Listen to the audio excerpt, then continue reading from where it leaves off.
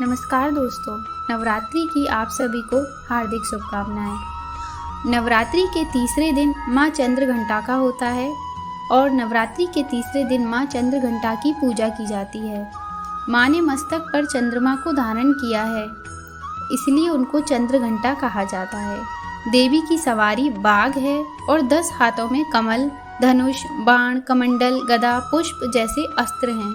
इनके कंठ में श्वेत पुष्प की माला और शीश पर मुकुट है। अपने दोनों हाथों से वह साधकों को चिरायु, आरोग्य और सुख संपत्ति का वरदान देती हैं।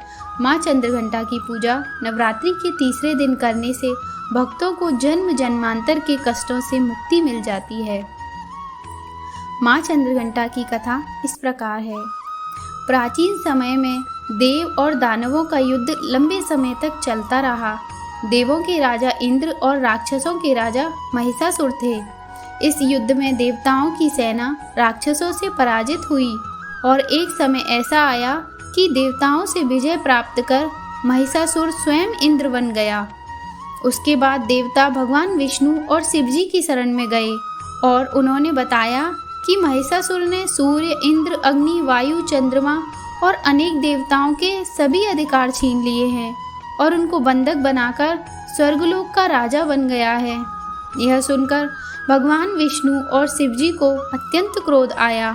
इसी समय ब्रह्मा, विष्णु और शिवजी के क्रोध के कारण एक महातेज प्रकट हुआ और अन्य देवताओं के शरीर से भी तेजमय शक्ति बनकर एकाकार हो गई। यह तेजमय शक्ति एक पर्वत के समान थी। उसकी ज्वालाएं 10 दिशा में व्याप्त होने लगी, जिसके प्रभाव से तीनों लोक भर गए। समस्त देवताओं के तेज से प्रकट हुई देवी को देखकर देवताओं की खुशी का ठिकाना न रहा।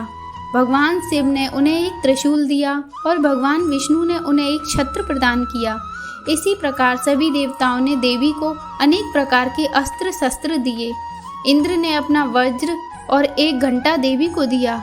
इसी प्रकार सभी देवताओं ने मिलकर देवी के हाथ में अनेक प्रकार के अस्त्र शस्त्र सजा दिए और वाहन के रूप में बाघ को दे दिया।